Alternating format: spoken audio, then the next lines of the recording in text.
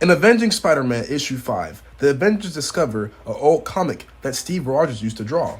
The comic is about the adventures of Sir Spangle, the human tank, and you can tell this was a self-insert for Steve Rogers, blue eyes, blonde hair, and especially the name Roger Stevens. The Avengers find the comic amusing, but in particular, Peter Parker finds the comic so interesting and is happy that he discovered it, and he wants to talk to Cap about it. You would think Steve would be amused and happy to see his old comics turn up, but he really wasn't. He said that he was a kid when he made them, and that it wasn't really his calling, crumbling it up and throwing away. And Peter asked him, what made you put the pen down? And Steve's like, stuff, and we see it was, World War II. So Steve is like, all right, Avengers, we got work to do. And Peter tells him, hey man, I thought your comic was pretty cool. And Steve is like, it's all good, it was in the past. But Steve actually goes to the trash can he threw it away in, picks it up, uncrumbles it, and lets out a little laugh. But Peter thinks it's the coolest thing ever that Captain America was a nerd just like Peter. The Avengers are on a mission, and Cap assigns them their individual tasks, and they split up. And Spider-Man and Captain America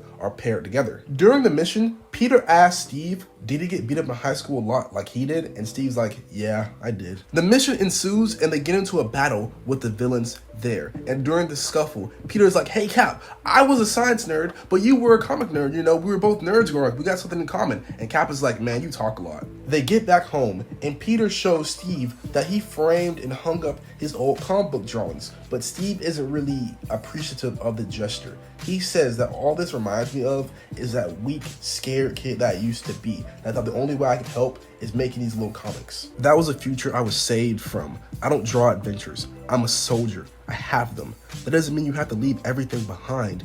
Do you still play with your first chemistry set?